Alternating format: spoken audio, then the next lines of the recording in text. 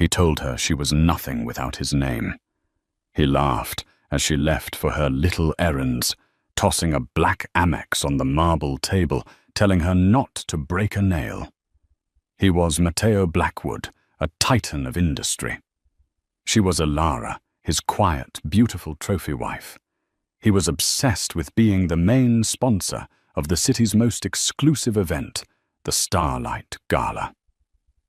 But a mystery benefactor outbid him, and tonight, in front of everyone who matters, he's about to see his quiet little wife step into the spotlight and utterly destroy him. The penthouse was silent, but not peaceful. It was the sterile, oppressive silence of a museum, a place where things were looked at, but never touched. From 70 floors above the Upper East Side, the sounds of New York City were a distant, irrelevant hum. Matteo Blackwood stood before the floor-to-ceiling windows, a glass of Macallan 25 in one hand, his phone pressed so hard to his ear it might have fused with his skull. "What do you mean, outbid?" He snarled, his voice a low vibration that rattled the crystal paperweight on his desk. "This is the Starlight Gala, not a high school bake sale. You find out who it is. I don't care if it's Musk Bezos or the Pope. Everyone has a price. Find theirs, then double it." He listened for a moment, his face tightening. "An anonymous benefactor wishes to remain private. Don't give me that garbage. Find them. I want that sponsorship. Blackwood Capital will be the name on that stage. Handle it." He ended the call without a goodbye, slamming the phone onto its cradle. He turned his Tom Ford suit, uncreased his anger, a perfectly tailored accessory. His eyes fell on his wife, Elara. Elara Blackwood was sitting in the pearl-white armchair by the cold, modern fireplace, tending to a phalaenopsis orchid. She was, as always, beautiful. Her pale blonde hair was pulled back in a simple chignon. She wore cream-colored cashmere trousers and a matching silk blouse. To Matteo, she was the most expensive and least interesting acquisition he had ever made. "Did you hear any of that?" he demanded. Elara looked up, her grey eyes clear and calm. "I heard you shouting Matteo. It's hard to miss. I'm talking about the gala, the Starlight Gala, the single most important philanthropic event of the year, the one I've been structuring a deal around for 6 months, and some nobody waltzes in and snatches the main sponsorship. Perhaps they simply believe in the cause," Elara said, softly, her fingers gently adjusting a stake for the orchid. The cause was funding STEM education for underprivileged girls. Matteo let out a short, sharp laugh. It was a sound devoid of humor, like metal striking flint. "Believe in the cause, darling, please. This isn't about charity. It's about positioning. It's about having the Mayor Senator Albright and every venture capitalist on the Eastern Seaboard see the Blackwood name synonymous with $100 million philanthropic drive. And you," he said, pointing a finger, "you just sit there with your flowers." Elara stood, brushing a speck of potting soil from her trousers. "The flowers need care. They can't care for themselves." Profound. He loosened his tie, his frustration needing a new target. "While I'm trying to salvage our entire fourth quarter, what's on your grand agenda today? A fitting at Bergdorf's, a 2-hour lunch at Le Bernardin. With those other vacuous wives, I have some errands to run," she said simply. "I'll be out for a few hours." "Errands," he scoffed again, the sound truly dismissive this time. He walked to the massive marble island that separated the living area from the kitchen he'd never once used. He pulled his wallet, a sleek black alligator skin piece, and retrieved an Amex Centurion card. The black card. He spun it across the marble counter. It skidded to a stop in front of her. "Go. Buy a new car, a new face, whatever it is you do." he said, his voice dripping with condescension. "Try not to break a nail. God knows you're useless if you aren't decorative." This was their routine. His stress, his condescension, her quiet acceptance. Elara looked at the black card. She didn't move to take it. "I have my own." "Oh, right. Your little allowance," he said with a smirk. He thought of the generous 5-figure allowance he wired to her account monthly, the one she supposedly used for her clothes and her little charity lunches. He imagined it was all spent before the first of the month. Something like that. She agreed. She walked past him, grabbing her simple, unbranded leather tote from the hall closet. "Elara, wait." She paused, her hand on the door. "Tonight, the pre-gala reception at the Astor Linns. Don't be late. And for God's sake, wear the diamonds I bought you in Geneva. The yellow ones. I need to at least look like I have a wife who appreciates what she has." "I'll be there, Matteo," she said. Her hand, perfectly manicured, without his help, closed around the doorknob. "And Elara," he called out, already turning back to the window, his mind on his next call. "Yes. Try to look engaged.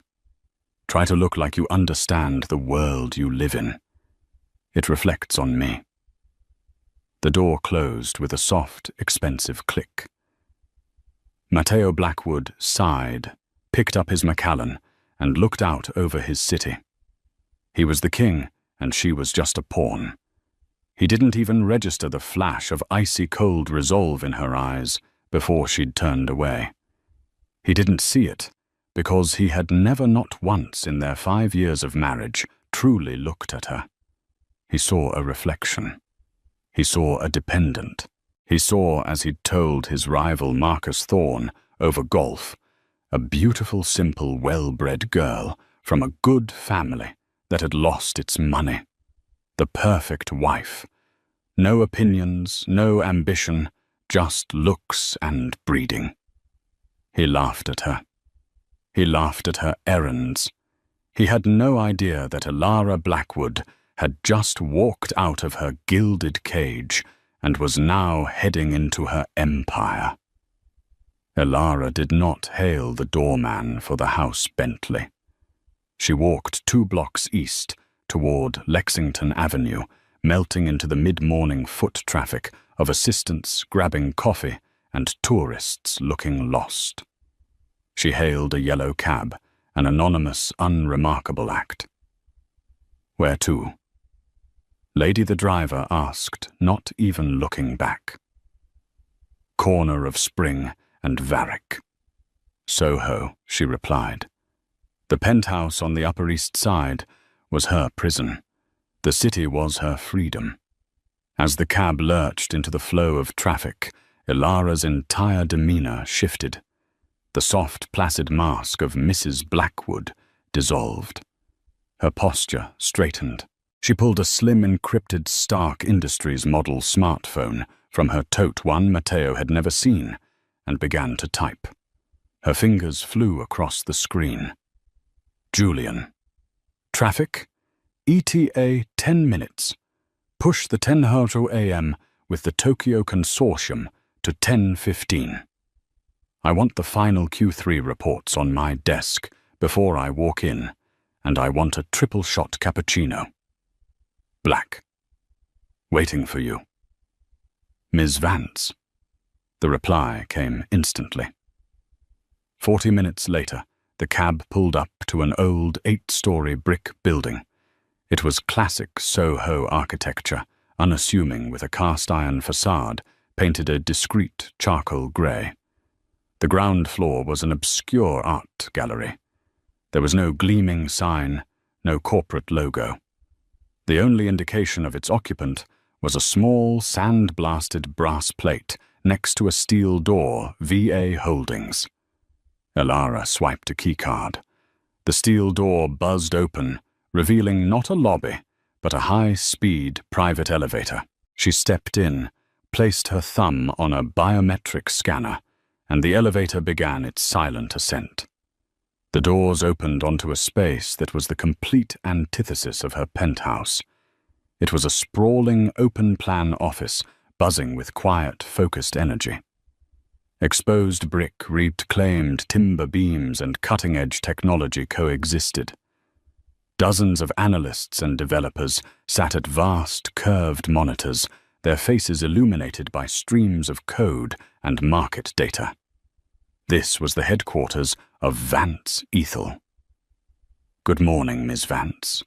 Morning, Sarah. Morning, Ben. Not Miss Blackwood. Here she was, Miss Vance.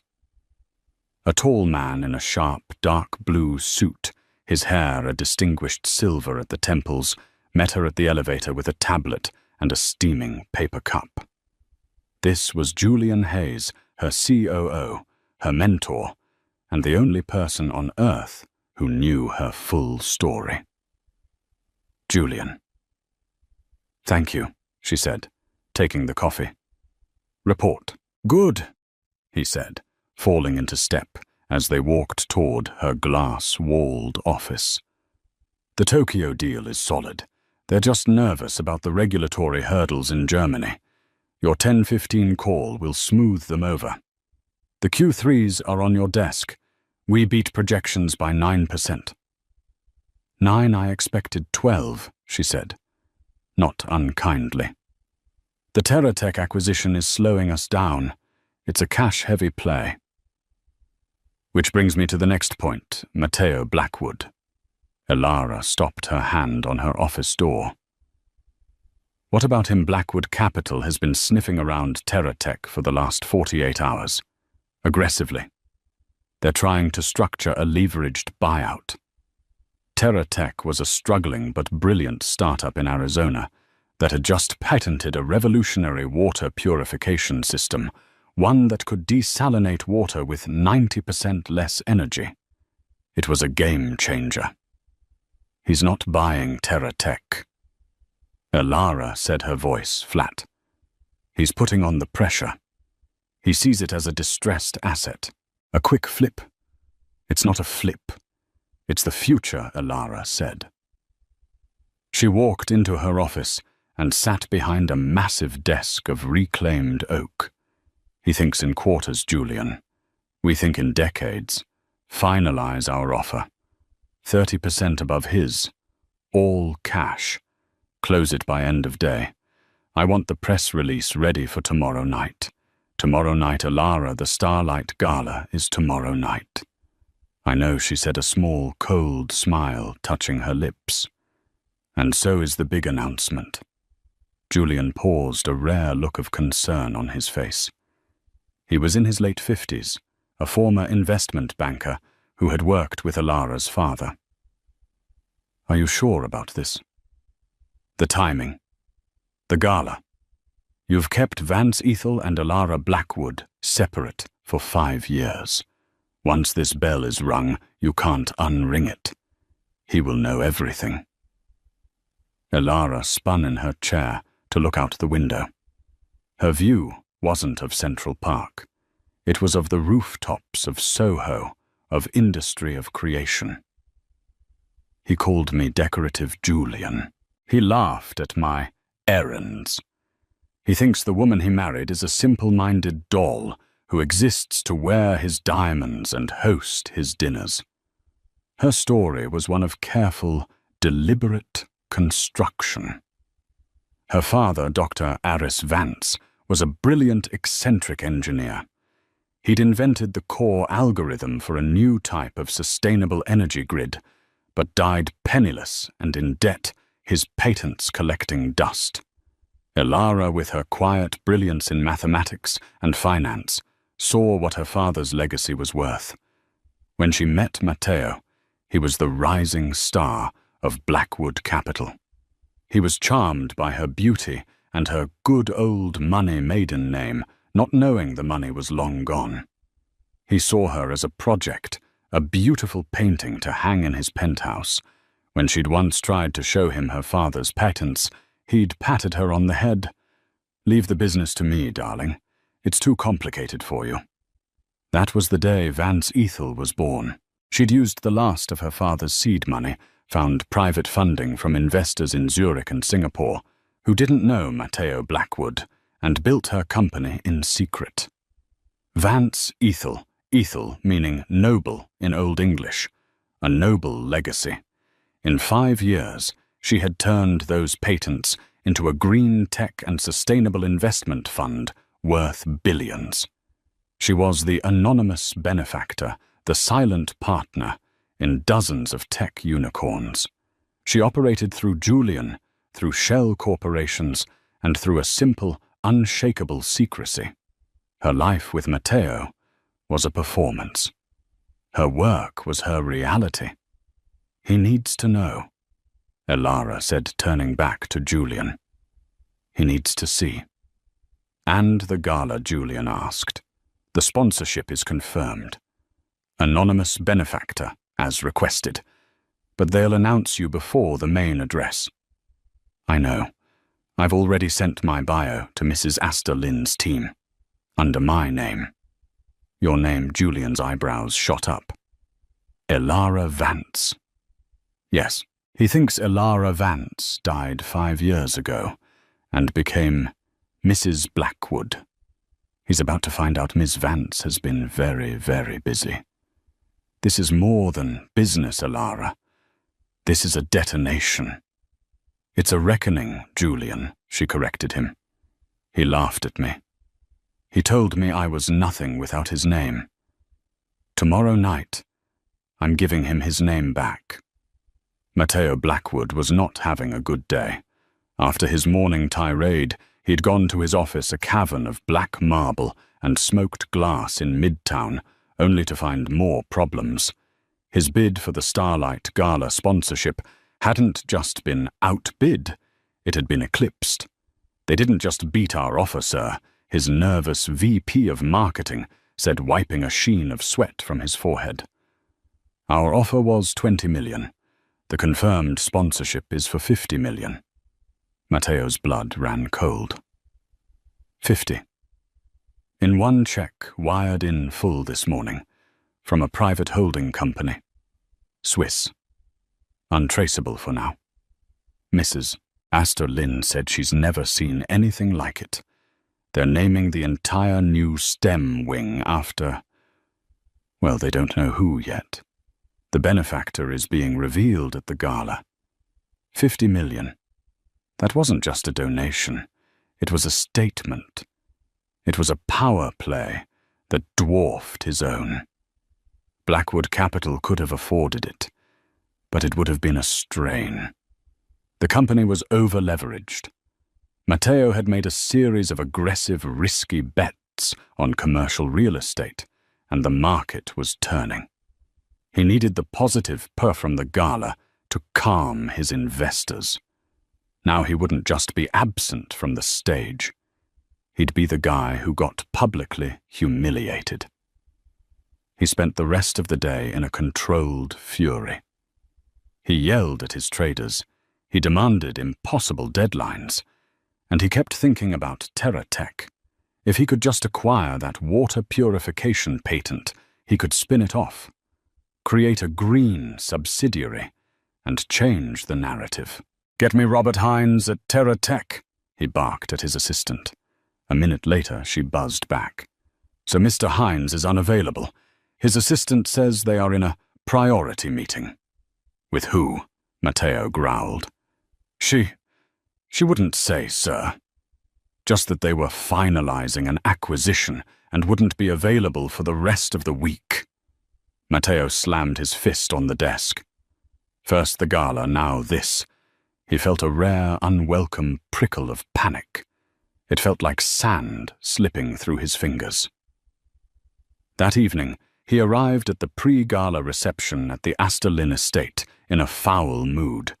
Elara was already there as promised. She was standing by a towering floral arrangement, speaking quietly with Senator Albright. She was wearing the yellow diamonds. They were, he noted with detached approval, spectacular. She looked the part. "Elara," he said, striding up and placing a possessive hand on the small of her back. "Senator, good to see you." "Matteo." The senator smiled. "I was just congratulating your wife. Her passion for the Starlight Foundation's work is truly inspiring." Matteo laughed. "Oh, Elara. She loves her charities, keeps her busy." Elara's smile didn't waver, but her eyes when she met Matteo's were like chips of ice. "Matteo, you remember Mrs. Astor Lynn?" The older woman, the queen bee of New York philanthropy, drifted over. "Matteo, darling, we were so sorry to hear your bid didn't work out. But we're just thrilled with our new sponsor. Absolutely thrilled." "Yes, 50 million. Quite a statement," Matteo said, forcing a smile. "Any word on who it is? I'm dying to congratulate them." "Oh, it's a her," Mrs. Astor Lynn whispered, leaning in conspiratorially. "That's all I can tell you. A her. And she is, well, she's a force of nature. Utterly brilliant, and so private. This is her first major public appearance. We're seating you at her table tomorrow night, right next to her.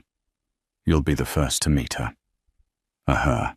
Matteo's mind instantly cycled through the short list of female titans. Serafina Rodriguez of Apollo Global, Maria Smith of Smith Industries. He relaxed. This was good. He could network. He could turn this to his advantage. It was probably Serafina. He'd heard she was making a move into green tech. He glanced at Elara. She was listening politely, a picture of domestic grace. She hadn't bought a new face, but she'd clearly spent his allowance well.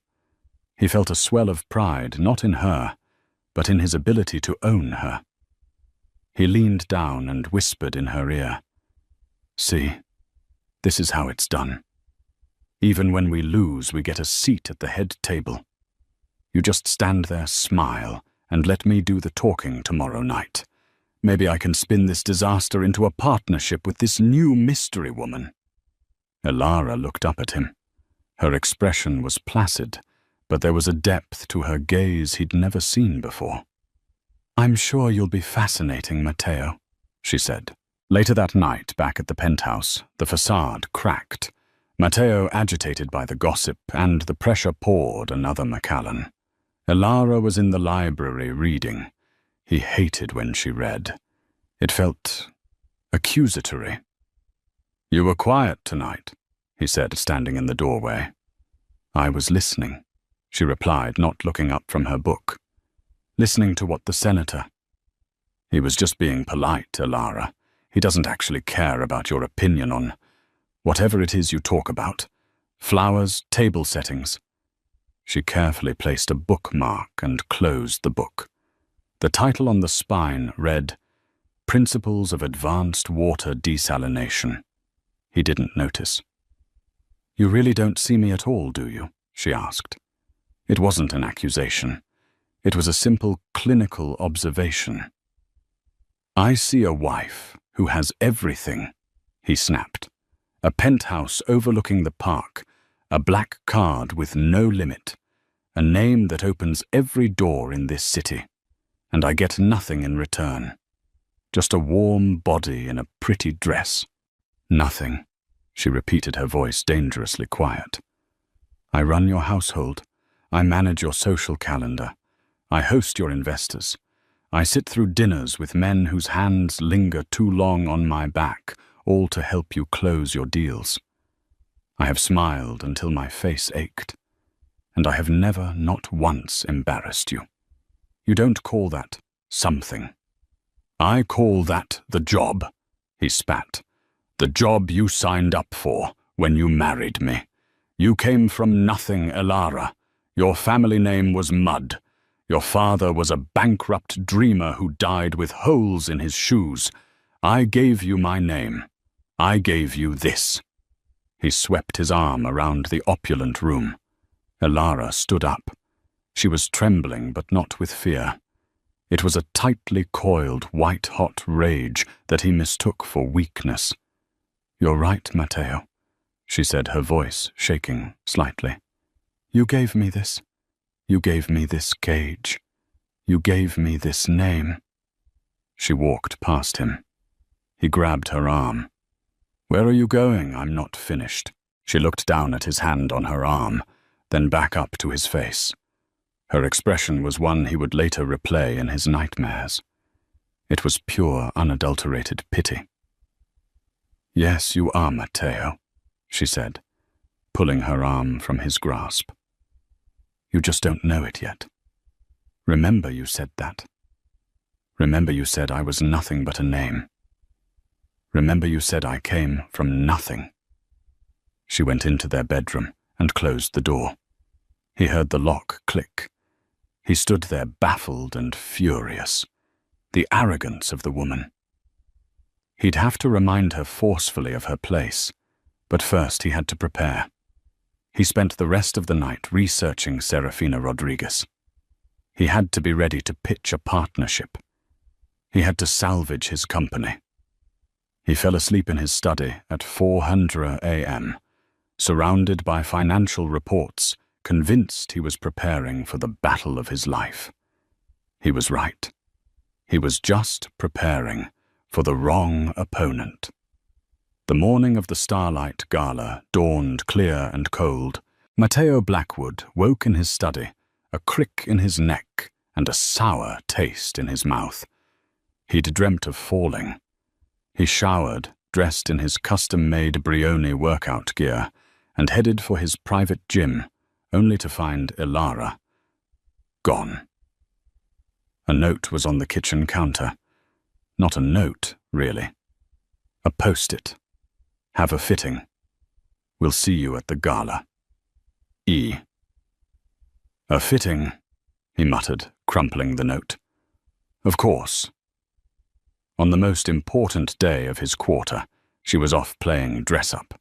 He felt a flash of irritation at her coldness from the night before, but it was quickly subsumed by his own anxieties. Today was all about TerraTech. He arrived at his office by 7:00 a.m. "Get Hines at TerraTech on the phone. Now. I don't care if he's in a meeting. Tell his assistant I'm prepared to make an all-cash offer 20% over market value. Tell him Blackwood Capital is ready to move. Today." His assistant, pale and nervous, already had the information. "Sir, I'm afraid it's too late. It just hit the wires. TerraTech was acquired." Matteo froze. Acquired by who? Serafina. That rival firm in Chicago. "We don't know, sir. It was a private holding company, VA Holdings. The deal was finalized late last night. All cash, 35% over market value. They completely blindsided us, sir." VA Holdings. Matteo racked his brain. "I've never heard of them. Get me a full workup. Find out who they are. Who's on their board? Who's their CEO?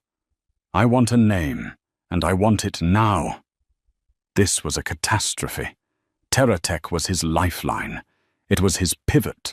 Without it, his portfolio looked dangerously unbalanced. His investors would be spooked.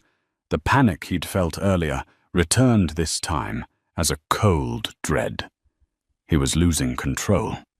Across town, Elara Vance was not at a fitting. She was in the boardroom of Vance Ethel, signing the final document that concluded the $4.8 billion acquisition of TerraTech. "It's done," Julian Hayes said, taking the pen from her. "Congratulations, Ms. Vance. You just cornered the market on sustainable water technology." Elara leaned back, allowing herself a small, satisfied smile. "My father's dream," she said quietly. "He always said you could save the world with clean water. Now we can." "The press release is queued," Julian said. "As requested, it will go live at 8:00 p.m. tonight, right as the speeches at the gala begin." "Good," Elara said. I've also instructed Mrs. Astor Lynn's team. My speech will follow the announcement of the Terra Tech Initiative. You're announcing the acquisition at the Gala. Julian looked stunned. That's aggressive. You're not just revealing yourself, you're throwing down a gauntlet. Blackwood Capital isn't the only shark in the water, Julian. It's time the others learned my name. She stood and smoothed her blouse. Now I actually do have a fitting. Her fitting was not at Bergdorf's. It was at a private, unmarked atelier in the West Village, run by a single reclusive designer known only as Madame Seraphine. Seraphine dressed royalty and billionaires who didn't want their names in vogue. Miss Vance, the designer, an elegant woman in her 70s, said as Elara entered. It is ready. Hanging in the center of the room was not a dress. It was a statement. It was not the pale, muted colors Matteo preferred. It was a deep, breathtaking sapphire blue, crafted from a heavy silk that seemed to drink the light. The cut was severe and elegant, a high, structured neckline, long sleeves, and a column skirt that pooled at the floor. It was the dress of a CEO, a monarch. It was a suit of armor. It's perfect, Seraphine, Elara breathed. You are not attending as a wife. Madame Seraphine observed, her eye sharp. You are attending as a warrior. Today they are one and the same, Elara replied. Matteo spent the day in a black fog. His research team had hit a brick wall. VA Holdings was a ghost.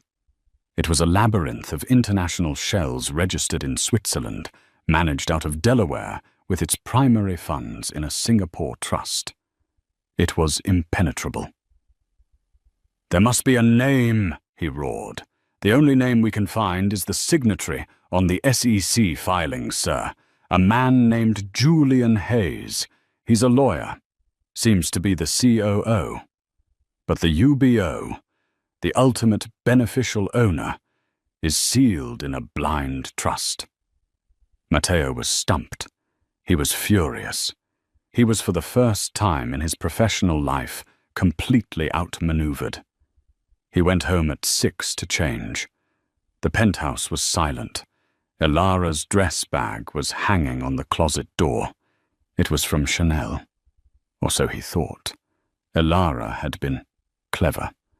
She'd had her assistant pick up a decoy dress from Chanel, one she would wear to the gala, only to change at the last minute. The real dress from Madame Seraphine was already waiting for her in a private suite at the Metropolitan Museum of Art, where the gala was being held. Matteo looked at the Chanel bag. I hope you got something decent, he muttered to the empty room. After last night, you owe me. He put on his bespoke Tom Ford tuxedo. He fastened his Patek Philippe watch. He looked in the mirror. He was Matteo Blackwood. He was a king. He'd been wrong-footed, yes, but tonight he would sit next to the new power player in New York, the mystery woman. He would charm her. He would find out what she wanted. He would forge an alliance. He could still turn this. He was so focused on the new unknown woman, he never once thought about the woman he already knew. Approx 1,300 words. The Temple of Dendur at the Metropolitan Museum of Art was transformed. Bathed in ethereal blue and gold light, the ancient sandstone temple served as a backdrop for the most powerful people in the world. Waiters in white tuxedos moved silently with trays of vintage Dom Perignon. The quiet buzz of conversation was a symphony of mergers, politics, and art. The Blackwoods' Rolls-Royce Phantom purred to a stop at the base of the museum's grand staircase. Paparazzi flashes erupted.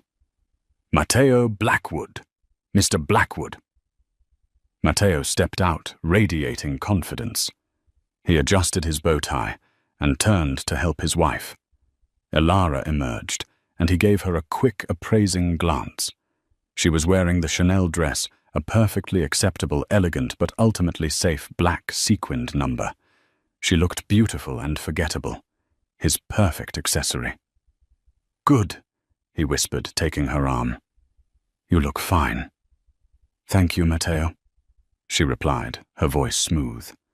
They ascended the steps, Matteo nodding to his peers, Elara smiling demurely. Inside the great hall, the air was warm and thick with the scent of lilies. Mrs. Astor Lynn, draped in emeralds, rushed toward them. "Matteo, Elara." "You're here, Mrs. Astor Lynn," Matteo said, kissing her cheek. "A stunning event, as always." "Just wait," she beamed. "Now, Elara, darling, I need to steal you for a moment. We have the private donors' reception in the Sackler wing. Mr. Blackwood," she said, turning to Matteo. "Your table is right at the front, table 1. You're right next to the podium. You'll have the best seat in the house." Matteo felt a thrill. "Excellent. And our sponsor. She'll be there." "Oh, yes," Mrs. Astor Lynn said, her eyes twinkling. "She's preparing. Now, Elara, come with me." Matteo watched Elara walk away, with the event host a pang of annoyance hitting him. "Probably to review the silent auction items," he muttered. He smoothed his tuxedo and made his way into the Temple of Dendur. His table was as promised, front and center.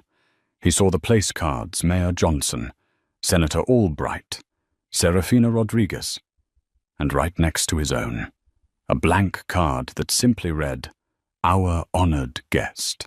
"Matteo!" a voice boomed. Matteo turned to see his rival Marcus Thorne, a broad, boisterous man who ran a rival equity firm. "Marcus, good to see you," Matteo said, forcing a smile. "Is it—" Marcus laughed, clapping Matteo on the shoulder. "Heard you got kicked to the curb on the sponsorship and on Terra Tech, both in 24 hours. That's got a sting, Blackwood." "I pivot, Marcus. You know that. I'm already in talks with the new sponsor. We're at the same table." Matteo lied smoothly. "Oh, are you? Well, I'm eager to see who this mystery woman is. She's got this whole city in a spin." Marcus moved on, and Matteo sat his jaw tight. Meanwhile, Elara was not at a donor's reception. Mrs. Astor Lynn had personally escorted her to a private museum office that had been converted into a dressing room. Her team was there: Julian Hayes, a publicist, and her personal assistant. Hanging on the door was the sapphire blue dress from Madame Seraphine. "Are you ready, Miss Vance?" Julian asked, handing her a folder. Elara slipped out of the decoy Chanel dress. "The speech," she said, taking the folder. "It's just the bullet points you requested, and the final press release. It's scheduled to go live in 10 minutes. Elara nodded, slipping into the heavy silk. It felt cool against her skin. Her assistant helped with the zipper, and as it rose, Elara felt her transformation complete. She was no longer Mrs. Blackwood. She stood in front of the mirror. The dress was magnificent. It was the color of a deep ocean, the color of power. Her assistant undid her simple chignon, and her blonde hair fell to her shoulders. It was brushed back, sleek and severe. She put on her real jewelry. Not Matteo's yellow diamonds. It was a modern architectural necklace of white gold and raw-cut diamonds, a piece she had commissioned herself from a designer in Antwerp. She looked formidable. "Good," she said, her voice a low, steady hum. "It's time." Back in the Gala, the lights began to dim. The chatter subsided. Matteo sat straighter, checking his Patek Philippe. 7:59 p.m. At that exact moment, in every newsroom and trading floor in the world, an alert pinged. Businesses wire, VA Holdings. A private green tech fund acquires TerraTech in 4.8B, all cash deal. Initiative to be announced at Starlight Gala. Mateo's phone vibrated on the table. So did Serafina Rodriguez's. So did Marcus Thorne's. A collective murmur went through the room as dozens of high-profile guests read the alert. Mateo's eyes widened in horror. VA Holdings, the ghost, they were here. This was the sponsor.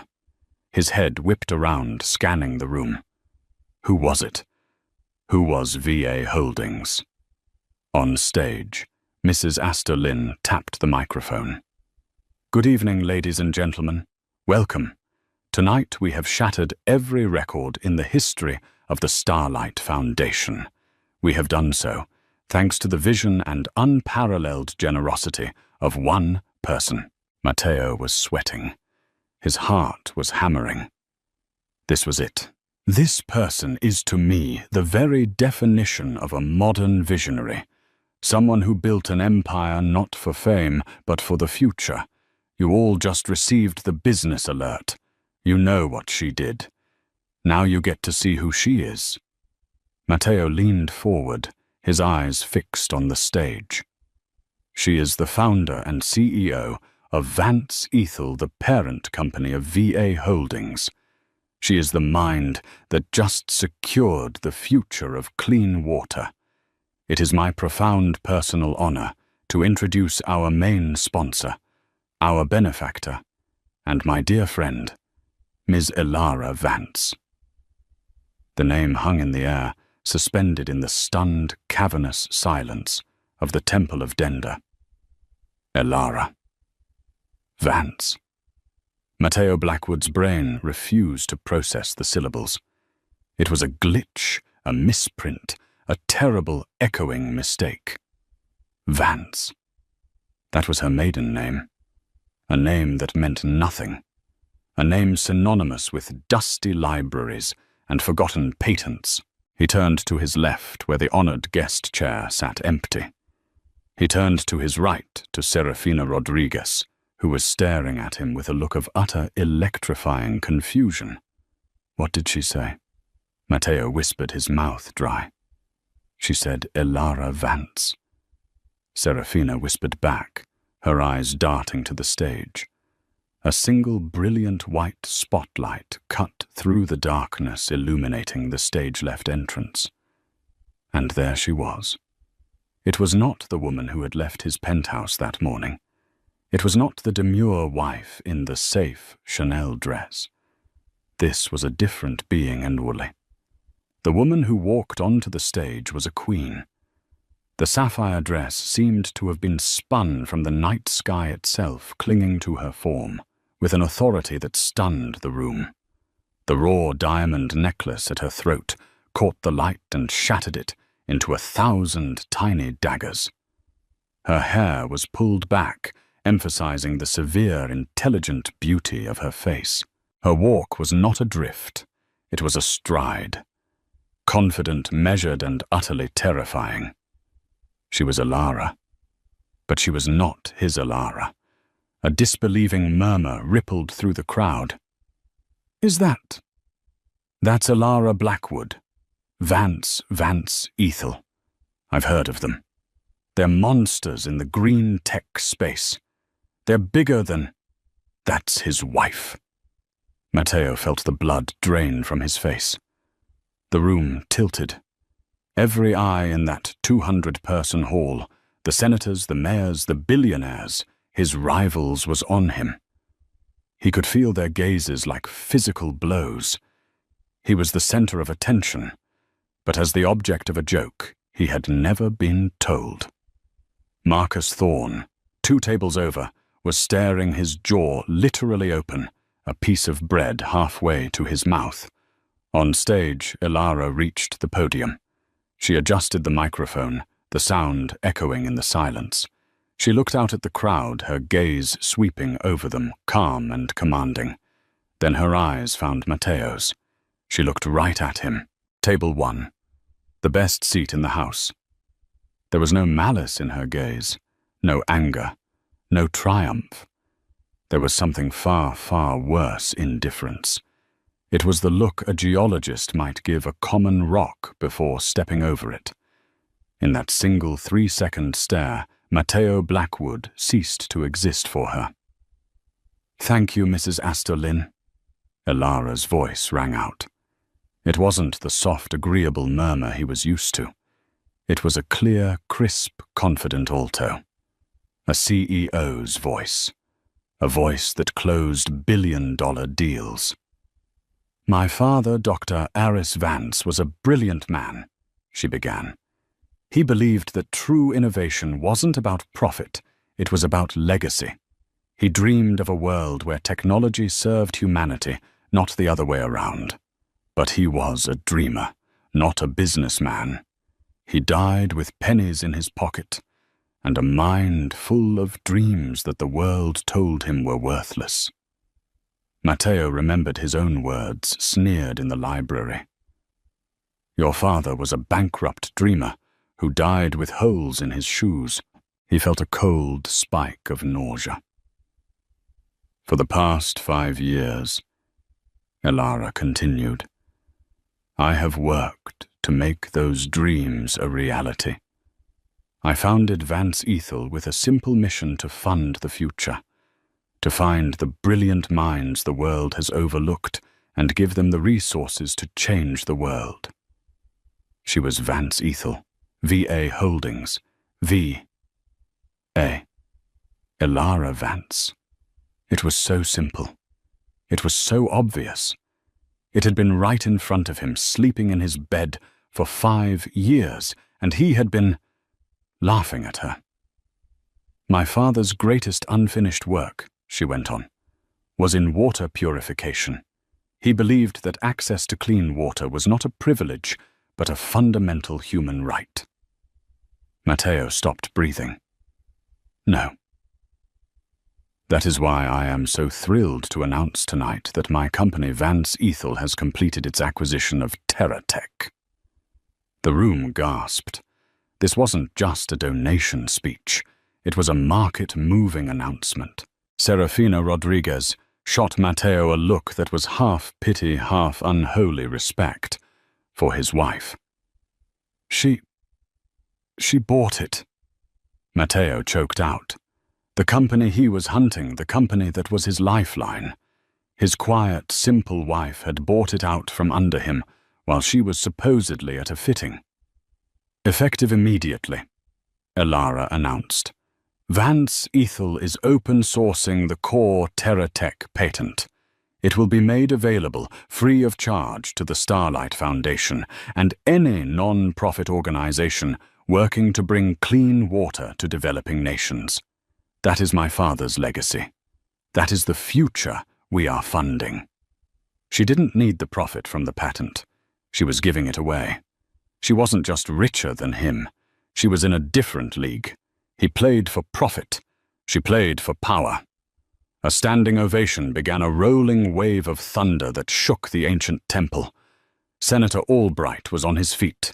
The mayor was on his feet. Serafina Rodriguez was on her feet, clapping with genuine admiration. Matteo remained seated frozen. He was a statue in a Tom Ford suit. He was paralyzed by the sheer scale of his own stupidity. His allowance, her errands, his condescension, his laughter. "Try not to break a nail. You are nothing without my name." A beautiful, simple, well-bred girl. His entire life was a lie. He wasn't the king. He was the court jester in his own home, and the entire world had just found out. Elara raised her hand, and the applause slowly died down. "Thank you," she said. She smiled a real radiant smile that Matteo had never seen. It was not meant for him. It was meant for her audience, her peers. She concluded her speech, gathered her notes, and walked off the stage. She didn't look at him again. The lights came up. The buzz in the room was electric. But no one was talking about the foundation. They were all talking about Elara Vance, and they were all looking at Matteo Blackwood. He sat there, the spotlight gone, as the first person finally approached his table. It was Marcus Thorne. He walked over slowly, picked up Matteo's untouched glass of Dom Perignon, and raised it in a toast. "Well, Blackwood," Marcus said, his voice laced with a brutal, mocking pity, "you finally did it. You're married to the most powerful person in the room." He took a sip. "Amazing. All this time we thought you were the shark." He leaned in closer, his voice dropping to a conspiratorial whisper. "Turns out, you were just the bait." The rest of the gala was a blur of humiliation for Matteo. He was a ghost at his own funeral. The seat next to him, the honored guest seat, his wife's seat, remained empty. Elara, as Miss Vance, was not sitting down. She was holding court. Matteo watched as if from a great distance, as a gravitational pull formed around her. The mayor was laughing at something she said. Senator Albright had a hand on her arm, speaking with earnest intensity. Serafina Rodriguez, the woman he had planned to pitch, was waiting in line to speak to her, looking impressed. No one spoke to Matteo. No one even made eye contact. He was irrelevant.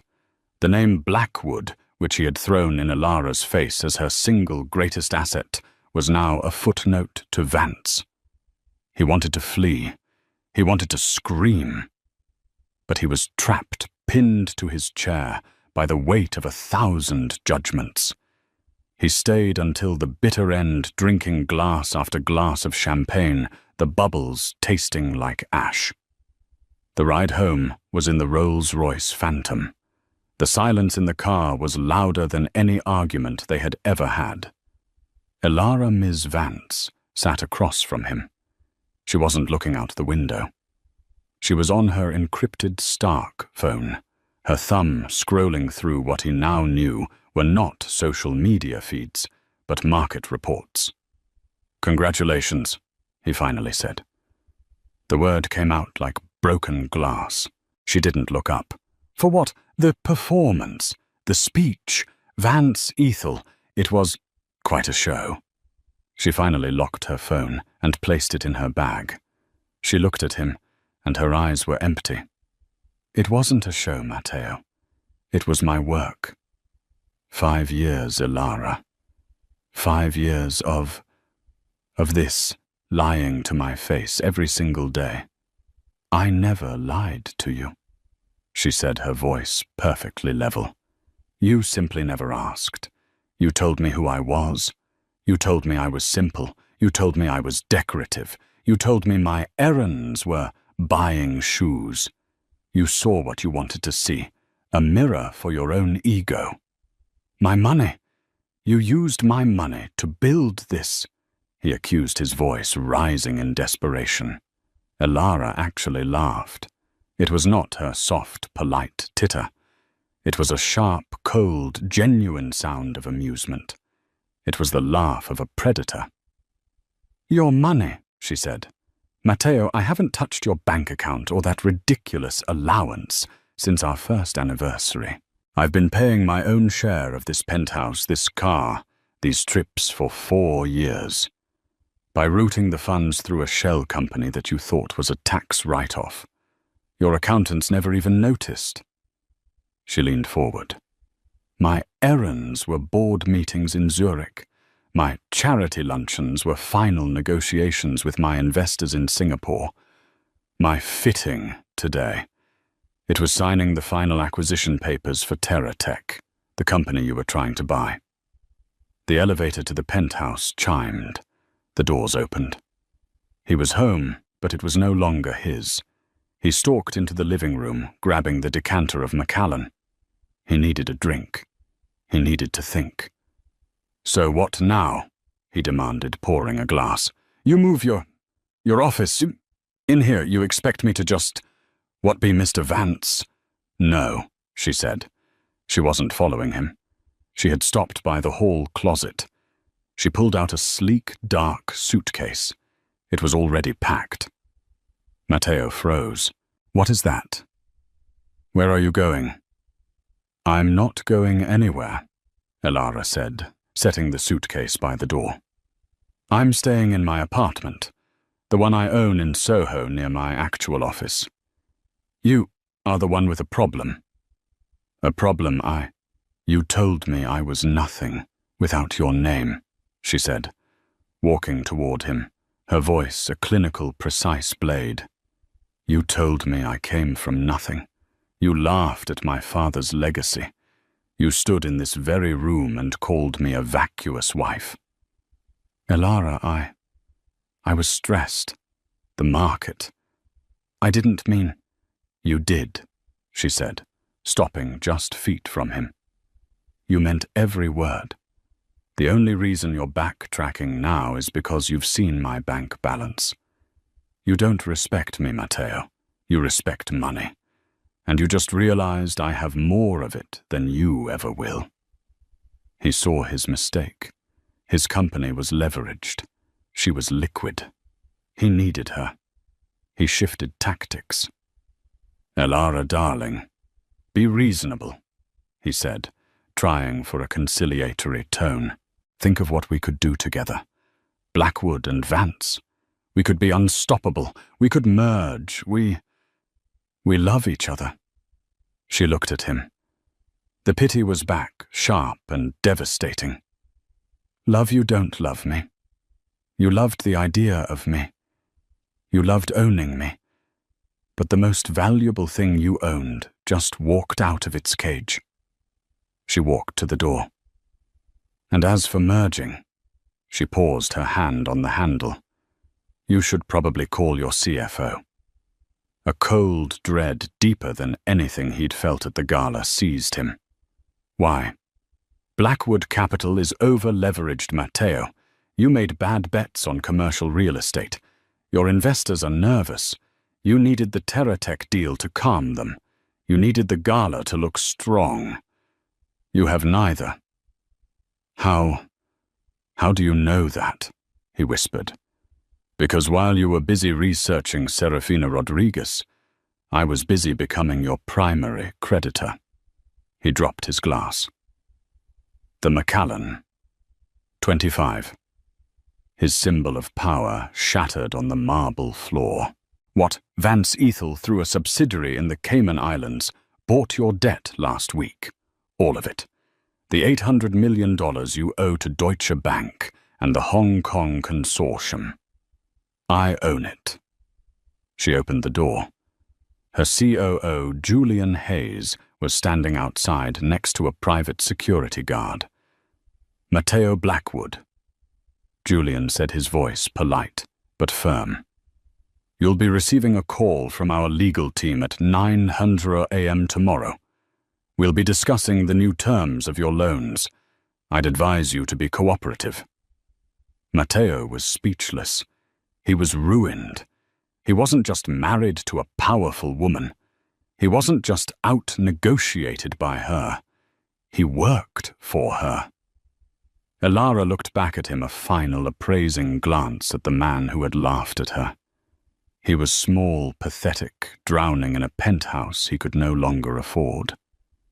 The problem, Matteo, she said, her voice soft, is that you always assumed you were the most important person in the room.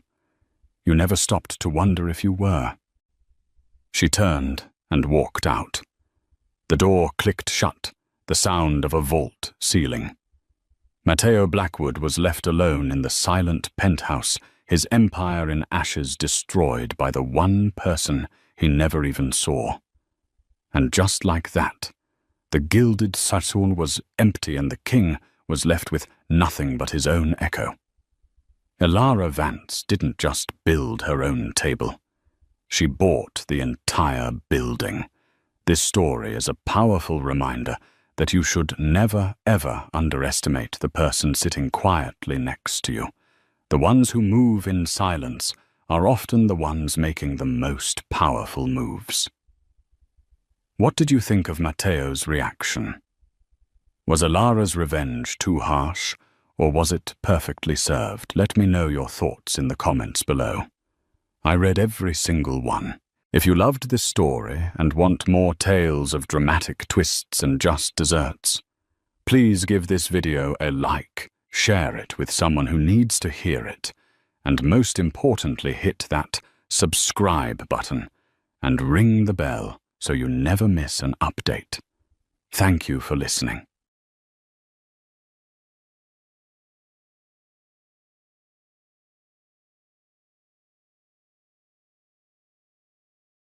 But now there's factions of people go, oh, no, we got it, we don't like it, we've changed our mind, it wasn't going well for us, we don't like free speech anymore. People who want free speech, they only want free speech so they can go around saying awful things, which just isn't true. And even if it was, the good thing about free speech is people can say awful things back. It's a really good system, right? And you can't say anything under the laws of free speech. That's a total misconception. There are loads of caveats to free speech, all of which I agree with, actually. You can't incite violence. Good rule. You can't slander people. Good rule. You can't libel people, you know? Fascinating fact about libel law. You can't libel the dead. So I could stand here and say, Gandhi used to take it up the arse. If I wanted. Which I do.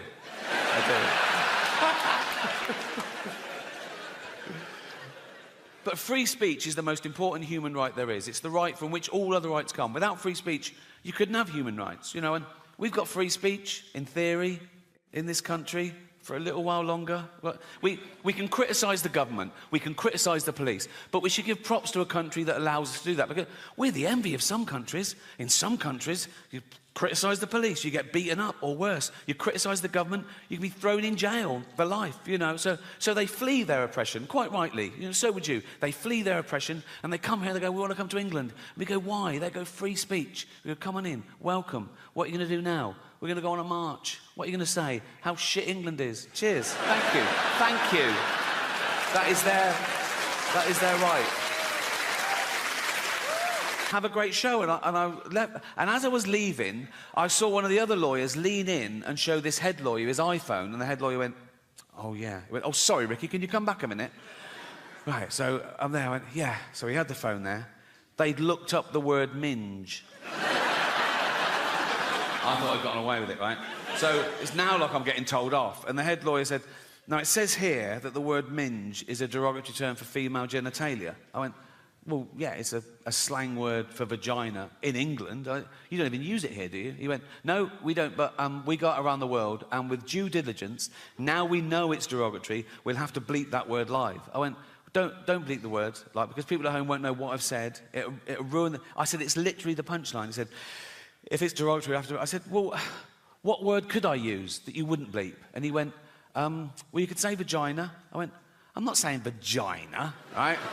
Nothing funny about it. It's so clinical. I was thinking, Judy Dench at home going, why is he talking about my actual vagina, right? I said, minge isn't like that. It's like, it's not so specific, because vagina's so, where's your vagina? There, right? Where's your minge? There. It's like...